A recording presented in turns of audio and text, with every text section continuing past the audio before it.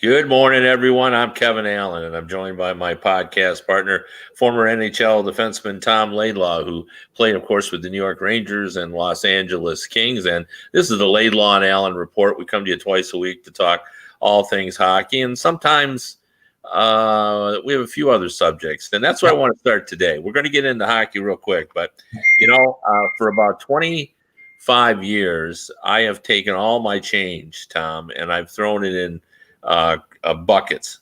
Right. And those buckets have piled up to the point that my wife said, it's time for you to roll all that coin and get rid of it out of the house. Right. And, literally I have. They come in, and this is, buckets, and this is a bucket that was completely full of coins that I've emptied and rolled. And in the process, you rolled them? You rolled them yourself? Yeah, I've been rolling them. Yeah. Because you just go to the bank, can't you just not anymore, or at least not in my bank. They used to do that, but now, and you can do it. The grocery stores will do it now. They have those machines, but they're all off because of COVID-19. So I'm doing it myself. It's not that big a deal. Like, I'm in no hurry. Okay. It takes me, 5 months. But anyway, that's not why I wanted to. The reason I wanted to bring that up is that, when you're doing this, you end up with kind of odd coins, and this one is a 1950 penny. Right. Okay. And I know people are going to say, oh, that's no big deal, I found a 1920 or 1918 or whatever when I was rolling my coins. But that's not the point. The point I want to make is I just thought about this, and I'm not sure why it struck me, but this penny has been circulating for 70 years. It's been around the country. It's been in and out of people's pockets, their pocketbooks. Who knows? Like this may have been put in a penny arcade on Coney Island in 1950. Yeah. It was a bright, shiny penny, and then it could ended up in California. It came out at a time when, the world was, America just felt good about itself in 1950. Just think about it. 6 years before they had gotten rid of Hitler. They had been such a successful. It was a boom period, and I wanted to get your thoughts, guesses on, because I looked it up. I went and looked up a bunch of things. This is good. I like this. This is good. Yeah. And just because I was just struck about how this penny's just been hanging out there doing its thing for 70 years. I mean, this penny's older than you and I, Tom. No, imagine where it's been. That's a great. I never really thought about it that way. I mean, it's been everywhere. It's seen everything. So, and in 1950, just about like how the world was changed. How much do you think gas was in 1950? Oh, 25 cents a gallon. That's close. 20 cents a gallon. Is that right? Okay. Yeah. Sirloin steak per pound. Oh, I'm going to go with 49 cents a pound. Oh, man, great guesses. 77. Oh, okay. Yeah. And how much did it cost to mail a letter back then? 1 cent. 3 cents. Oh, wow. Tom, you're doing terrific. So, and the average person made about $3,500 back then. Wow. How much do you think a house was? Oh, well, a house in Michigan. This is just general United States average. Average house, I'm going to say $20,000. $7,100. And how much did a brand new Ford cost? Oh, brand new Ford. Oh, I'm going to say $750. $1,300. Oh, okay. And I looked it up, and of course, can you guess who won the World Series in 1950? The Detroit Tigers. No, but it's such an. If you had to guess one team was winning, Yankees. Yes, the Yankees won in 1950s. Like, it's so cliche. I should have thought of that. And I looked up the Academy Award, and what I was struck by is, so we're 5 years after the war ended, and we had 3 war films that were in the top contenders for the Oscar.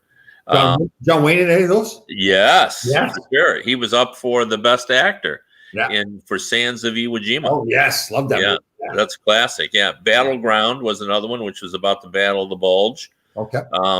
And 12 O'Clock High, which was an Air Force movie that was in there.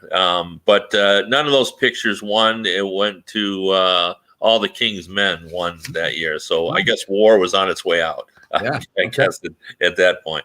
But who do you think won the Stanley Cup final in 1950.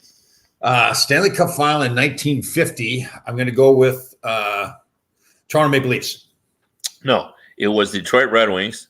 They won in double overtime, Game 7 against your New York Rangers. Oh, wow. And Pete Bourbando scored the double overtime game winner in 1950. But I was struck by that because Terry Sawchuk played for the Red Wings during the regular season because Harry Lumley was hurt. Mm-hmm. But he couldn't play in the playoffs. And you know why he couldn't play? Because he had to play for the Indianapolis team, and he won a Calder Cup with Indianapolis. But that's how important, the AHL was back then. Wow. Like they wouldn't give him up to go play, for the Red Wings. He had to play with the IHL, or excuse me, the AHL. Right. So anyway, that was I just kind of found that all interesting. How old are you? I'm 62. How old are you? I'm 64, soon to be 65. So you were born in 56 then, correct? Correct. Yes. I was born in 58. Okay. So at that point, we were just like a glimmer in our parents' eyes. Yeah. My parents weren't even married then, or I don't even think they knew each other in 1950. Oh, wow. So that could have been in my pocket at one point. That penny too. Could have been. Yeah. It could have been. I mean, it could have been. Could have gone to Puerto Rico and hung out there for a while. Yeah. Then someone brought it back. It could have made a cross country trip. Could have made probably multiple flights. Right. Back and forth. I'm sure. Like, who was the one person back in the 50s and in your mind that you would have been just thrilled to know that it was in their pocket at one point? Like for me, John Wayne. If I knew it was in John Wayne. Yeah. Well, when I was a kid, I was a big John Wayne guy. In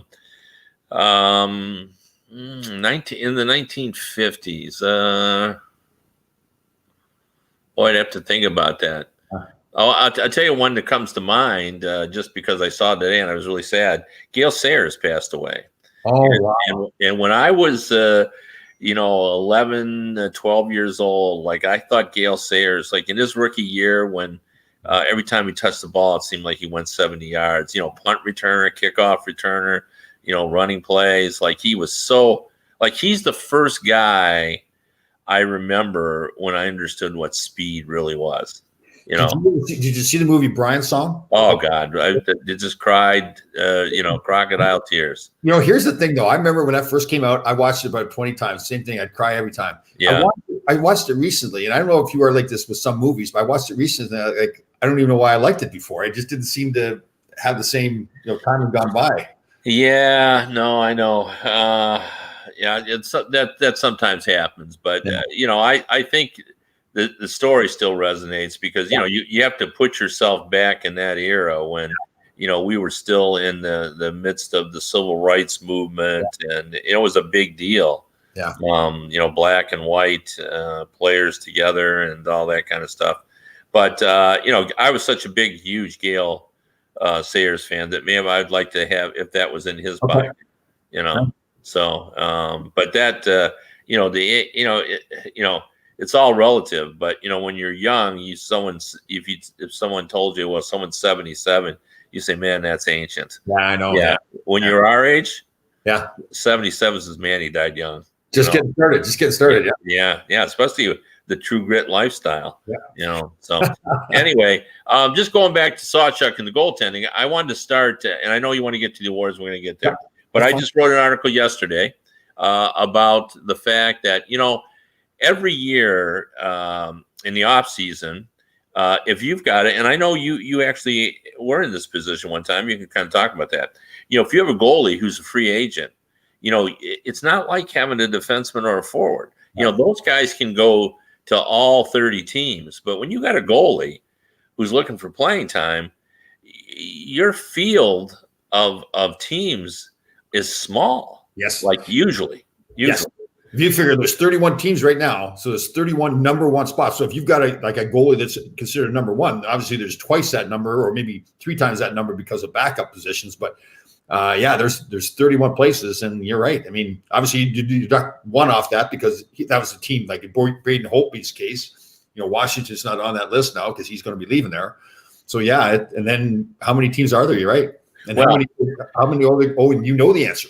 I do know the answer because I did a story on it, and my story is that I think this is a very unique time because I think 16 of the 31 teams are looking to change up their goaltenders. If they're not trying to get an outright one, they're trying to get a 1B. Okay. You know, somebody can compete. I mean, if you go through the list, you know, think about it.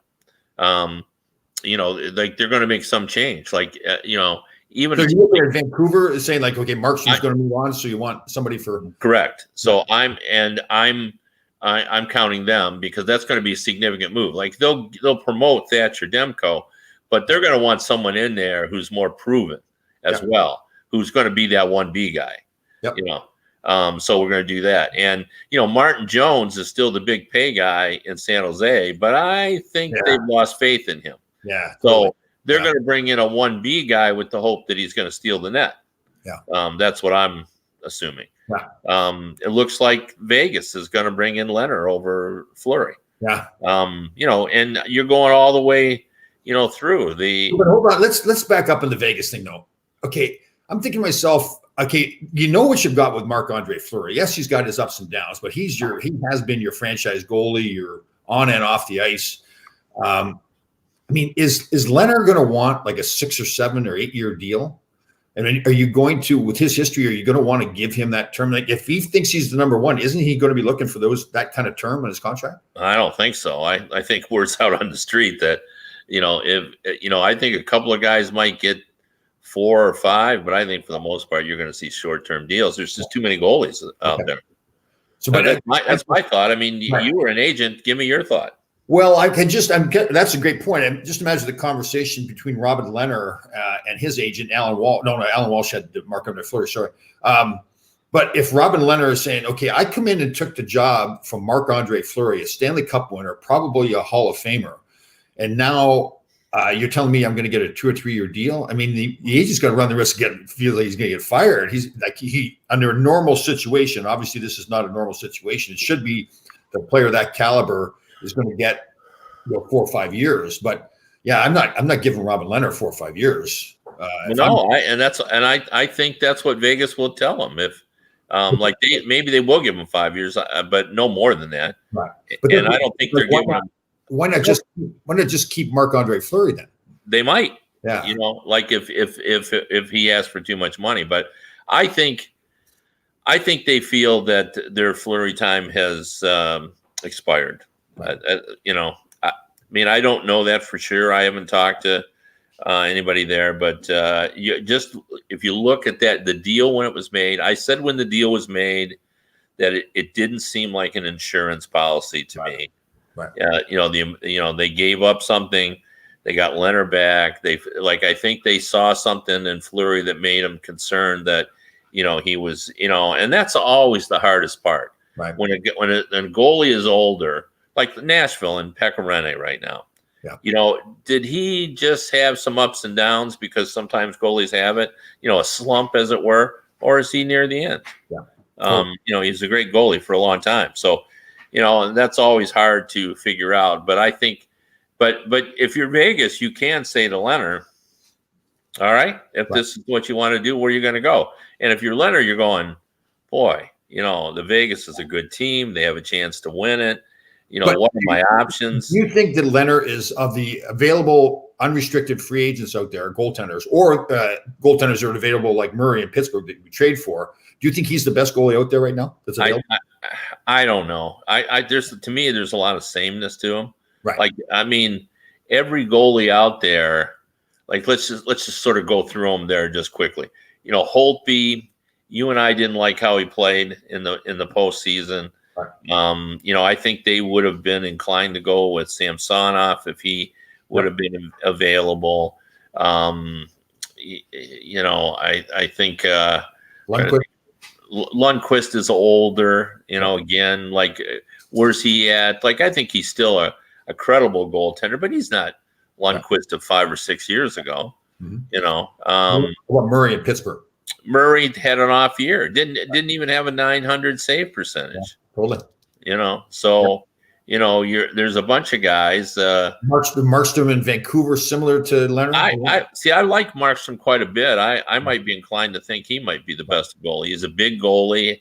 Like, I think a lot of their success was Markstrom dependent. He played very, very well for them, and I like him a lot.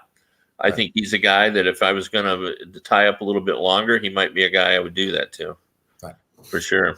So if you're Leonard, you're saying, okay, I'm at or near the top of that list, right?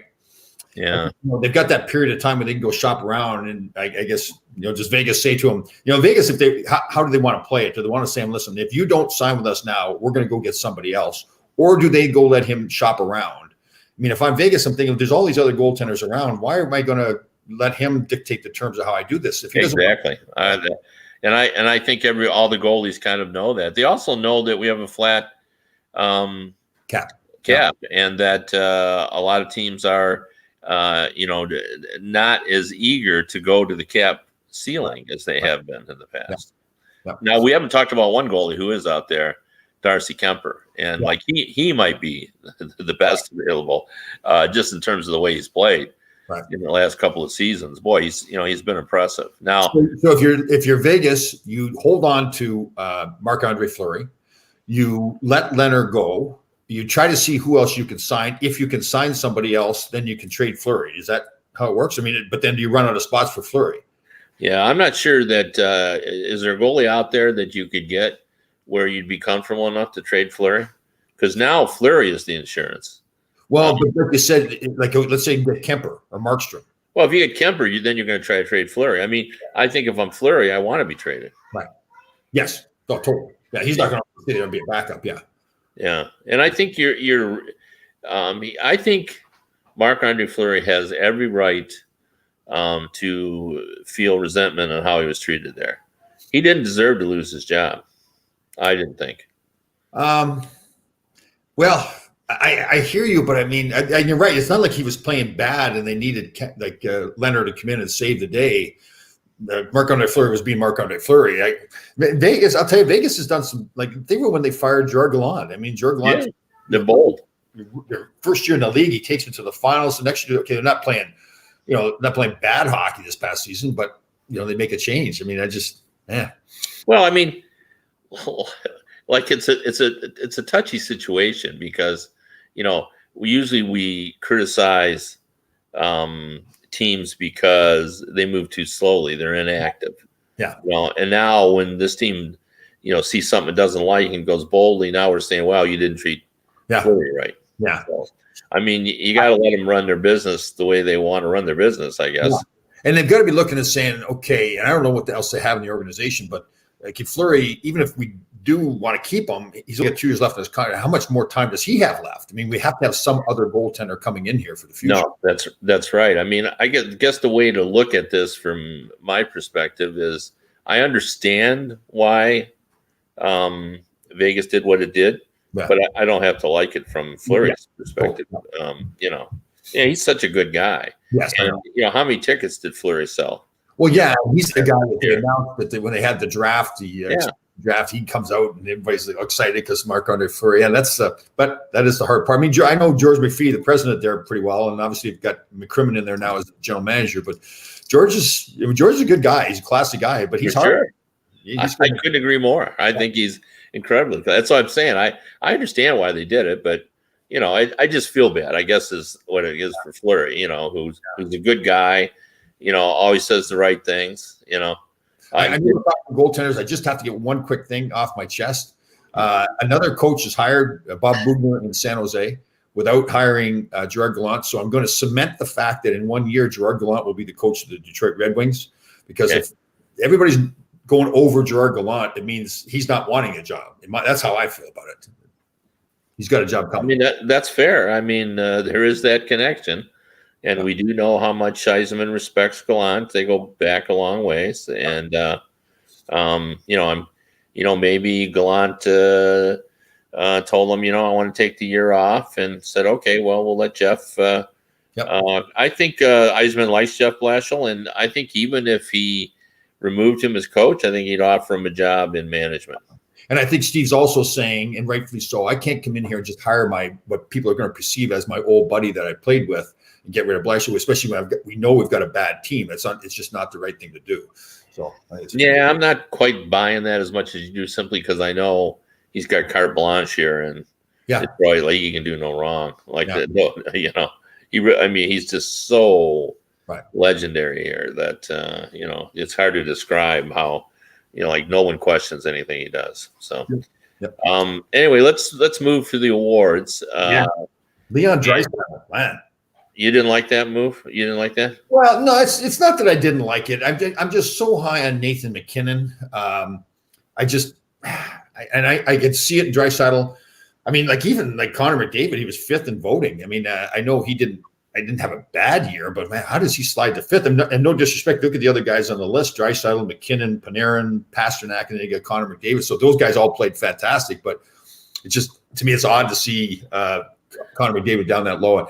And with Draisaitl, again, he just, I still thought that McDavid was the best player on that team. So to have Draisaitl win the MVP for the league, Well, I just had I had a long discussion with Bob Duff on this on a different podcast, but we can bring up some of the same arguments because you may not feel the same. But I think one of the issues we have here is we don't even know exactly how we define the Hart Trophy winner. And, I feel almost that, we've had the same rules forever. It says most valuable to your team. Well, what exactly does that mean? Because, Dylan Larkin is probably most valuable to his Red Wings team, but, we're not going to give him any votes. Right. Just because the team is so bad. And, some writers look at it like, I'm not going to vote for anyone who doesn't make the playoffs. Yeah. Yeah. So here's our fan, Susan Brooks. She got a great point here too. Draisaitl has McDavid, Panarin has Strome. How is that comparable? That's a good point.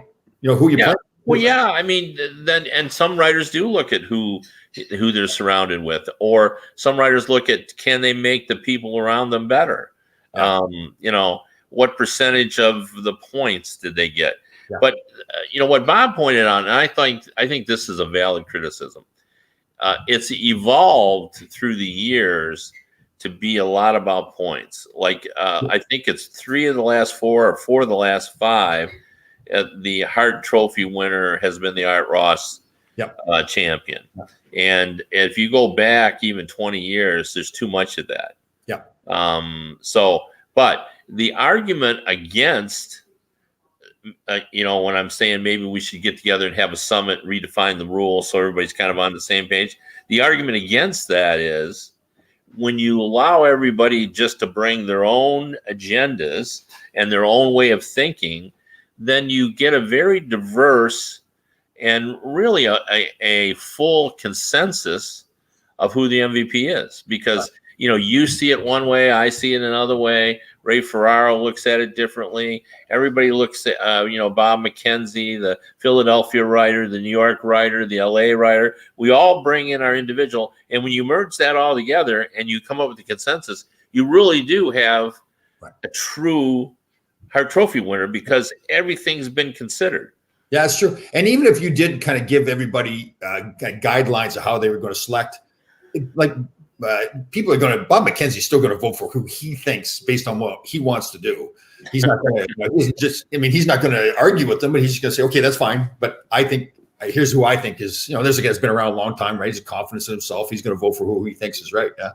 Well, I'd like to argue with you on that, but you're absolutely right. Yeah. So I can't, and I'll give you a good example. When I was president of the Writers Association, I had a prominent writer tell to me and actually wrote about it and said, when I'm voting for Rookie of the Year, I don't even remember who it was now. I really don't. But, there was one guy who was 24 and another guy who was 18 or 19. And he said, and he wrote, I'm not going to vote for the 24-year-old because he's 24 and the other guy's 19. Ridiculous. And I said to the guy, there's nothing in the rules that says you can differentiate. If you're eligible, you're eligible. You can't say one guy's better than the other. And, he just shrugged and said, well, yeah, but that's just how I see it. Well, that you're right. No matter what we do, if we put a line in there and says, don't differentiate between ages. If the guy's eligible, he's eligible, regardless of the age. That writer's still going to do what he wants to do. Who was the Russian many years ago that won it? Like when he's Makarov. Yes, and then they changed the rule. They changed the rules. Yeah. So, but still people still see that differently. They think that it means more, and maybe that writer's right. Maybe it means more, or it's more significant when you're a favorite when you're 19 than when you're 24. Yeah, I can. Yeah, you're right. To me, it's okay. Who's the best rookie? So he should win it. And the same thing with the Norris Trophy, right? You talked about the points thing. I mean, Carlson to me in Washington was hands down favorite to win the Norris Trophy. Who did we pick the Norris Trophy already? That's done, right? Yeah, it's Yossi. He wasn't he wasn't. Carlson wasn't the favorite. Right. But Carlson was when he was scoring all the points earlier, and I'm thinking, I just don't know if I like him that much. I like him as a player. It's not that I don't like him, but is he the best defenseman in the National Hockey League even right now? I never thought he was, but yeah. Well, yeah, that's it's a complicated deal too. Rookie of the year, I felt bad whether Makar or Quinn Hughes lost. Yeah. One of those guys was going to have a gripe. Absolutely. They're both just tremendous. It's like, and I know, was that voting done before the playoffs started? Yes. The voting was actually done. It wasn't just. Yeah. Oh, yeah. No, it was completely done. Because if you're watching the playoffs, I mean, you get dragged into watching, particularly you watch McKinnon play. Well, he's the best player, right? To me. Yeah. Same thing with Makar. Yeah. But it's based on. But that's the Conn Smythe, so. Yes. But you can't win the Conn Smythe unless you go to the final. Good point. So. That's it's speaking. Let's talk a little bit about Stanley Cup final. We don't have much time left, but I think everybody in the world thought Tampa Bay was going to win Game 2, and they did. Yep. But boy, it sure felt like Dallas just ran out of runway. Like I thought if that game might have been 10 minutes longer, we might have had a different outcome. Yeah, we talked this before, and I keep repeating myself to people when I say this, but it's very similar to Vegas when they started. Every time I'd be watching them play, it's okay, they can't win anymore. And I think Dallas is in the same thing. But then they do something like that, and you think, well, geez, maybe they can win this series because they didn't. They played terrible in the first period, bad penalties, and put themselves in a big hole. But you're right, they had more time, they would have won that game probably. So This is not. I mean, they talk about Stamkos coming back and how that may make a difference for Tampa, but I don't think that's the issue. I don't think that Tampa's missing anything. I think it's just Dallas is just playing great hockey. Yeah, well, that's always the problem in professional sports, whether you're a fan or you're a participant, is we never want to give the opponent enough credit. Yeah. You feel it's something you're doing, but sometimes it's like in the football. You get a playbook in football, and on the front page it says if everyone does their job, these plays we guarantee will go for a touchdown. But what it doesn't say, if one guy on the defense disrupts that, you're going to get stuck for a loss. Yep, totally. It's definitely a game of mistakes. You're never going to play a perfect game. You've got to go into the game knowing that it's the teams that adjust to the mistakes and handle them properly. So that's, I just and to me, I just think the Rick Bowness factor is a huge part of it, right? Because these guys, he's this older guy, he's been around for 40 some years, done a lot of things. And I just see a team now that is just totally in control. Even though they had that bad first period, they didn't panic. They just stuck to the game. Well, I had Michael Hike on a different podcast that I was doing, and he, works for the DallasStars.com now, but he was a longtime beat writer for the Dallas Morning News. And really knows his team inside and out. And he was talking about Jamie Benn, and Jamie Benn is not a guy that appreciates the media aspect of leadership. It's not his thing. Right. And a lot of the reporters they don't appreciate it when guys like that. But oftentimes I find that it's not so much. That they hate the media. A lot of them just are shy, or they're uncomfortable. They don't know what to say. So I usually sort of give guys the benefit of the doubt. And to be honest, I've always gotten along reasonably well with Jamie Benn. He's never going to be a great quote, but he's always been helpful. I've interviewed him, several times. But he said, Mike Hike said, when you talk to the players on the team, he is good at talking to them, and he is a good captain. Huh? Like he's not so good in dealing with the media. So the impression is that he's Right. not a wonderful guy, but the truth is, for the players, he's really good, and they like him. And I've seen that so many times, in the years that I've covered the league. Like the best example of that is a big Bufflin, who never liked talking to the media. 7-word answers and all that kind of stuff. But when you talk to guys on the team, they say he's a riot. Oh, Like, they think he's a great teammate. It's just so fun. And he's just not comfortable, talking in public, and how's it going to come out and all that kind of stuff. So how about like Tyler Seguin there in Dallas? Like I heard some guys talking on the NHL Network on Sirius Radio talking about how everybody wants him to break out of his slump that he's only scored 2 goals. But at the same time, Bonus is playing him more than any other forward. His ice time is at or more than any other forward. So Bonus is obviously seeing, the coaching staff is seeing something in him. They're saying, we don't care if he's not scoring. He's doing all these other things right for us, so we're going to keep him on the ice. Yeah. I like Seguin quite a bit. I think from my perspective, he is a great interview. Always good for a quote. Yes. Always fun. Yeah. I think he cares. I think he cares greatly. And that's what I want out of my athletes. And I know that's what you like. You wanted teammates who cared, whether you want and the good part about him is okay, we're winning. We're in the Stanley Cup Finals. I don't care about all the other noise out there saying that I'm not scoring goals. You're correct. I'm not scoring the goals I want to score. But my team's winning. I'm getting played. Obviously, my coach is happy with what I'm doing. So that's what everybody else says. I want to play with him. Yeah. He's a proud guy, though. I'm sure he's disappointed that he's not scoring.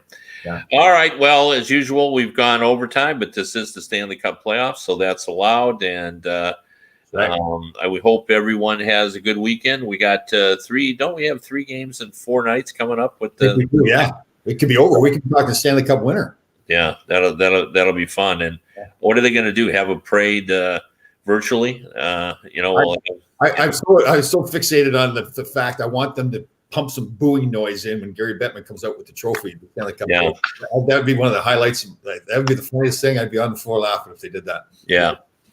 All right. Sounds good. All right. See you guys on Monday.